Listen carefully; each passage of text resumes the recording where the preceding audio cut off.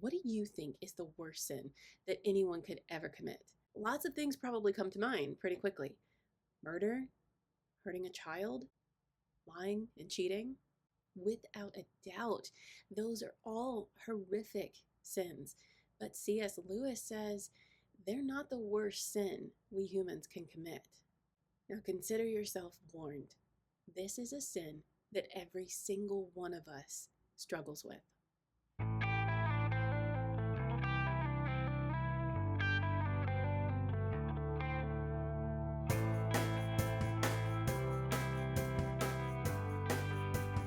Hey guys, welcome back to the Reason Why podcast, where we break down what Christians believe, why they believe it, and how to know whether it's true. If you're just joining us, we are working through C.S. Lewis's Mere Christianity chapter by chapter.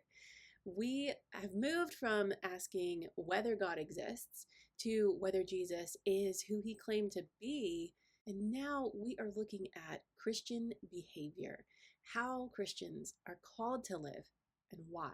Because it's one thing to know, do this, don't do this, but understanding the why behind is so much more valuable for our own depth of faith, but also to be able to answer questions from others who genuinely don't know and want to know why. Now, back to the topic at hand. We are talking about the greatest sin there is. What Lewis says is the center of Christian morality and the utmost evil. Pride. Later, we will talk about its opposite, humility. But for now, let's get a better understanding of what pride actually is and why it's so terrible. Pride is completely anti-God. It is thinking of yourself, only yourself, and believing yourself better than all others. If you think you're better than everyone else, eventually you won't stop at just humans, just comparing yourself to humans. We will arrive at the point where we think we know better than God, can make better decisions and judgments than God, and even want the praise that rightfully belongs to God. Now, even though a person might not say, I'm better than God, they will absolutely think, I should get my way. Who does that sound like? He said, I will make myself like the Most High, the one we Christians call Satan. His pride made him what he is. Once in a high position among the angels, Satan became infested with pride, ultimately leading to his complete descending into evil. The path of pride will always lead away from God because there is no being better than the Almighty, all good creator of this world. And that segues into Lewis's next point about this vice. Pride is essentially competitive. The proud man or woman will never be satisfied with being one of the best, one of the richest, one of the admired. Pride has the person never stopping until they are the most, the one and only. It's not enough to have a nice, big, expensive house. It has to be the best, most expensive house in the neighborhood and has to win Lawn of the Month every month. It's not enough that your kid gets good grades and accepted into a good school. They have to have a 4.0, be valedictorian, perfect ACT score, and a full ride to an Ivy League school.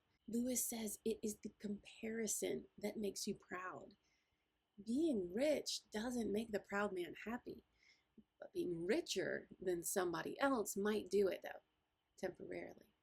Interestingly, Lewis says that some of the other vices, like drunkenness or unchastity, can actually bring people together sometimes.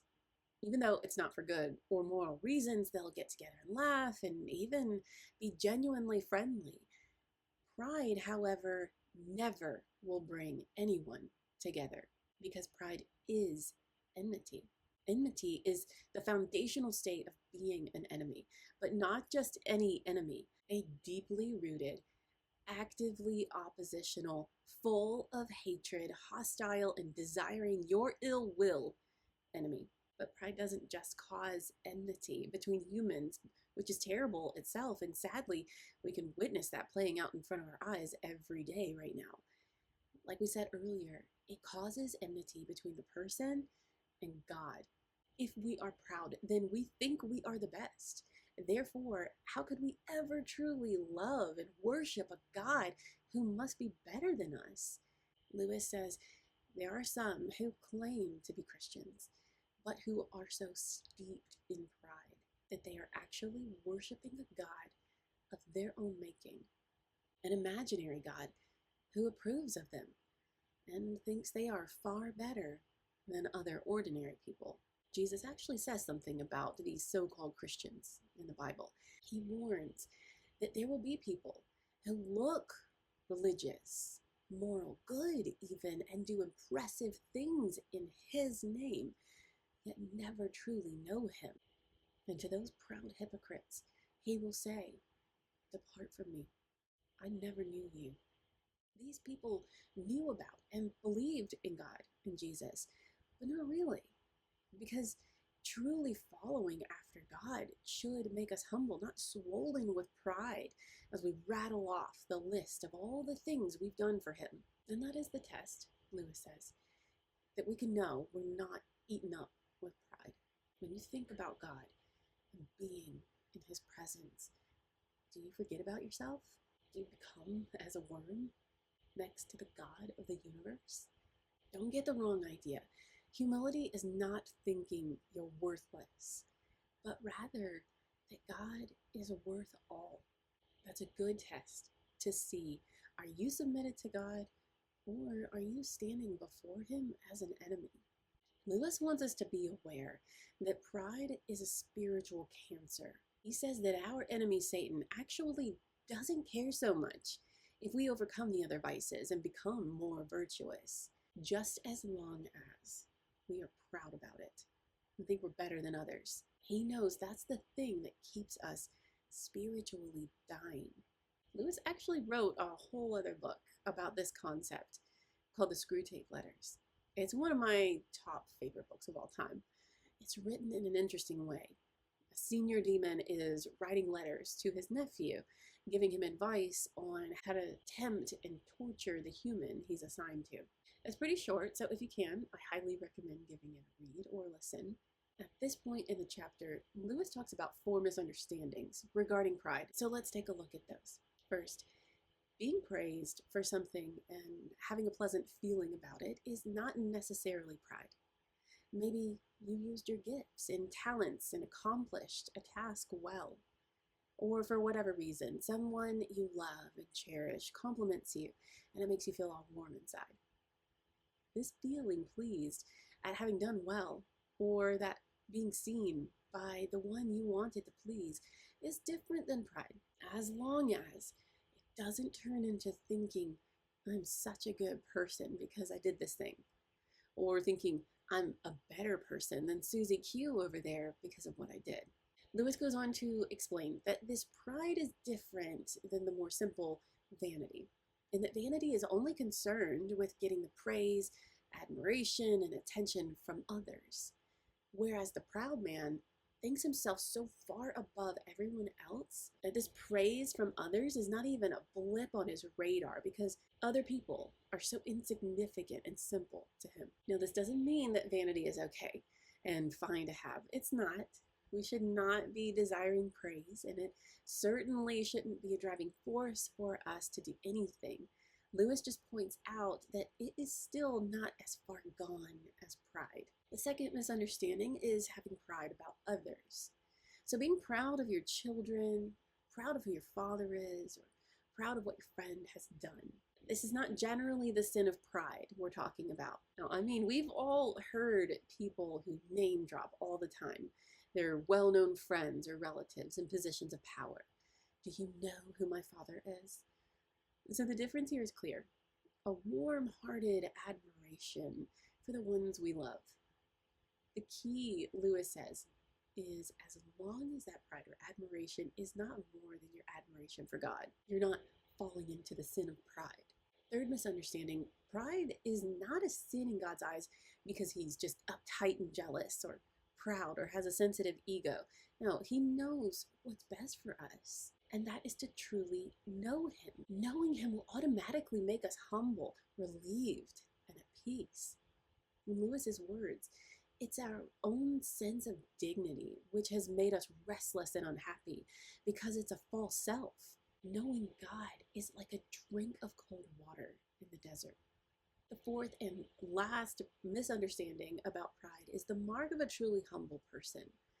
Most of us imagine a humble person as someone constantly putting themselves down, self-deprecating. But Lewis says that's wrong. A truly humble person probably won't even strike you as humble. They certainly won't be constantly talking about their humility. They'll simply be interested in you. I hope you understand a bit better now why Lewis says this sin is the worst.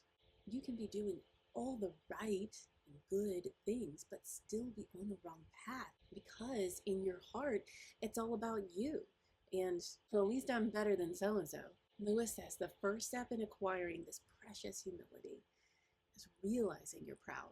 He says if you think you're not conceited, it means you're very conceited indeed. Most of us don't recognize pride because we imagine it looking like arrogance.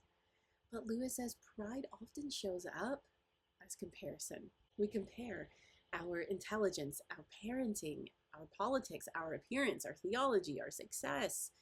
And whenever we need to come out ahead, pride is already at work. So what do you think? If our boy Jack here is right about pride, I ask you, where does it exist in you? Let me know your thoughts in the comments. Over the next few episodes, we will wrap up this section of the book, learning about the last 3 of the 7 virtues, what are known as the theological virtues. They are faith, hope, and love. Though he presents them in reverse order, starting with charity, aka love. As always, guys, I am so grateful that you're here. I'm praying for you, and I hope that this episode helped you in some way. If it did, or even if it challenged you, please share it with a friend and have a conversation, because the truth is always worth knowing and sharing. I'll see you next time. God bless.